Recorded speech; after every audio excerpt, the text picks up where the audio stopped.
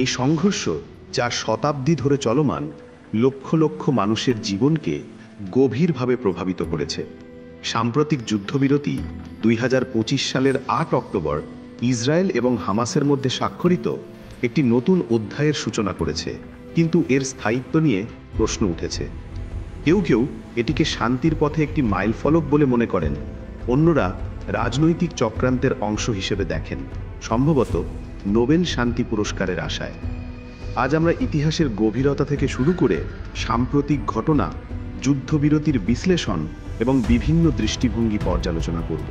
চলুন শান্ত মনে এই যাত্রা শুরু করি। ইসরায়েল ফিলিস্তিন সংঘর্ষের শিকড় গভীর এবং জটিল, যা বিভিন্ন সাংস্কৃতিক, ধর্মীয় এবং রাজনৈতিক স্তরে বিস্তৃত। 1917 সালে ব্রিটিশ বালফোর ঘোষণায় ইহুদিদের জন্য একটি জাতীয় গৃহের প্রতিশ্রুতি দেওয়া হয়, যা ফিলিস্তিনি আরবদের মধ্যে অসন্তোষ সৃষ্টি করে। দ্বিতীয় বিশ্বযুদ্ধের পর 1947 সালে জাতিসংঘ এই অঞ্চলকে দুটি রাষ্ট্রে বিভক্ত করার প্রস্তাব করে, একটি ইহুদি রাষ্ট্র এবং একটি আরব রাষ্ট্র। কিন্তু আরব দেশগুলো এটি প্রত্যাখ্যান করে এবং 1948 সালে ইসরায়েল স্বাধীনতা ঘোষণা করে। এর ফলে প্রথম আরব ইসরায়েল যুদ্ধ শুরু হয়, যাতে লক্ষ লক্ষ ফিলিস্তিনি বাস্তুচ্যুত হয়। এটিকে ফিলিস্তিনিরা নাকবা বা বিপর্যয় বলে। 1967 সালের 6 দিনের যুদ্ধে Israel Gaza, West Bank, Golan উচ্চভূমি এবং পূর্ব জেরুজালেম দখল করে। ফিলিস্তিনিরা এগুলোকে অধিকৃত ভূমি বলে দাবি করে এবং স্বাধীন রাষ্ট্র গঠনের দাবি করে। ইসরায়েলের দৃষ্টিকোণ থেকে এটি নিরাপত্তার জন্য প্রয়োজনীয়। 1993 থেকে 95 সালের ওসলো চুক্তিতে শান্তির আশা জাগে, যাতে ফিলিস্তিনি কর্তৃপক্ষ গঠিত হয়, কিন্তু অধিকৃত অঞ্চলে ইসরায়েলি বসতি বাড়তে থাকে। 2005 সালে ইসরায়েল গাজা থেকে সেনা প্রত্যাহার করে, কিন্তু 2007 সালে হামাস গাজা নিয়ন্ত্রণ নেয়, যা ইসরায়েলের দ্বারা অবরোধের কারণ হয়। এই সংঘর্ষে উভয় পক্ষের ক্ষতি হয়েছে। ফিলিস্তিনিরা অধিকৃতি এবং মানবিক সংকটের শিকার, যখন ইসরায়েল রকেট হামলা এবং নিরাপত্তা হুমকির মুখোমুখি। জাতিসংঘের রিপোর্ট অনুযায়ী 1948 থেকে এখন পর্যন্ত লক্ষ লক্ষ মানুষ প্রভাবিত। এই ইতিহাস আমাদের বুঝতে সাহায্য করে যে আজকের ঘটনাগুলো কতটা জটিল এবং কেন শান্তি এত কঠিন। চলুন এখন সাম্প্রতিক বছরগুলোতে স্থানান্তর করি। 2023 সালের 7 অক্টোবর হামাসের হামলায় প্রায় 1200 ইসরায়েলি নিহত হয় এবং 250 জনকে বন্দী করা হয়। ইসরায়েলের প্রতিক্রিয়ায় গাজায় ব্যাপক অভিযান শুরু হয়, যাতে হাজার হাজার ফিলিস্তিনি নিহত হয়। জাতিসংঘের অনুমানে 40,000-এর বেশি। গাজা ধ্বংসস্তূপে পরিণত হয়। মানবিক সাহায্যের অভাবে লক্ষ লক্ষ মানুষ কষ্ট পায়।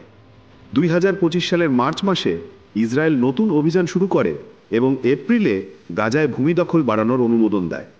এই যুদ্ধে কোনো পক্ষই পুরোপুরি জয়ী হয়নি, শুধু ধ্বংস এবং ক্ষতি হয়েছে। ইসরায়েলের দাবি হামাসকে নির্মূল করা প্রয়োজন, যখন ফিলিস্তিনিরা বলেন এটি জেনোসাইড। আন্তর্জাতিক আদালতগুলোতে অভিযোগ উঠেছে, কিন্তু কোনো চূড়ান্ত রায় হয়নি। এই পটভূমিতে যুদ্ধবিরতির চুক্তি একটি আশার আলো হিসেবে উদিত হয়েছে, কিন্তু এর বাস্তবায়ন কতটা সফল, চলুন এটি বিশ্লেষণ করি। 2025 সালের 8 অক্টোবর মার্কিন প্রস্তাবিত যুদ্ধবিরতিতে ইসরায়েল এবং হামাস সম্মত হয়। এতে প্রায় 2000 ফিলিস্তিনি বন্দী এবং 20 জন ইসরায়েলি মুক্তি পায়। চুক্তিতে গাজায় মানবিক সাহায্য বাড়ানো এবং ফিলিস্তিনিদের ঘরে ফিরতে সাহায্য করার কথা, কিন্তু এটি ভঙ্গুর। ইসরায়েল গাজার সীমান্ত বন্ধ রেখে সাহায্য কমিয়েছে এবং কয়েকজন ফিলিস্তিনি নিহত হয়েছে। হামাস 4টি লাশ ফিরিয়ে দিয়েছে, কিন্তু ইসরায়েল বলছে একটি লাশ বন্দির নয়।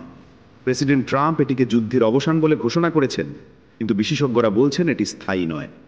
ইসরায়েল গাজার 40% এলাকা নিয়ন্ত্রণে রাখতে পারে যতক্ষণ না হামাস নিরস্ত্র হয়, যা অসম্ভব মনে হচ্ছে। এক্সের পোস্টগুলোতে দেখা যায় অনেকে এটিকে লঙ্ঘিত বলে মনে করছেন এবং হামাস গাজায় সহযোগীদের সাজা দিচ্ছে। এই লঙ্ঘনগুলো দেখিয়ে দেয় যে যুদ্ধবিরতি কতটা সূক্ষ্ম এবং এর সাফল্য নির্ভর করে উভয় পক্ষের সদিচ্ছার উপর। কিন্তু এর পিছনে কি রাজনৈতিক মোটিভ আছে? কেউ বলছেন এই যুদ্ধবিরতি নোবেল শান্তি পুরস্কারের আশায় একটি চক্রান্ত। 2025 সালের নোবেল শান্তি পুরস্কার ভেনেজুয়েলার বিরোধী নেত্রী মারিয়া করিনা মাচাদোকে দেওয়া হয়েছে, যিনি ইসরায়েলকে সমর্থন করেন। কিন্তু ইসরায়েলি স্পিকার আমির ওহানা এবং মাইক জনসন প্রেসিডেন্ট ট্রাম্পকে এই চুক্তির জন্য নমিনেট করেছেন। ট্রাম্পের চুক্তিতে ট্রাম্প ইকোনমিক জোন এবং অরাজনৈতিক সরকারের কথা আছে, যা ফিলিস্তিনি অধিকারকে উপেক্ষা করে বলে অভিযোগ উঠেছে। অন্য নমিনেশনগুলোতে হিন্দ রাজাব এবং ঈসা আমরো, জেফ হালপারের মতো ব্যক্তিরা আছেন যারা শান্তির জন্য কাজ করেছেন।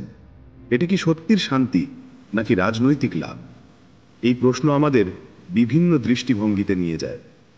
ইসরায়েল ফিলিস্তিন সংঘর্ষের সমাধান সহজ নয়, কিন্তু যুদ্ধবিরতি একটি শুরু। চক্রান্তের অভিযোগ সত্ত্বেও শান্তির জন্য ডায়ালগ দরকার। আপনার মতামত কি? কমেন্ট করুন।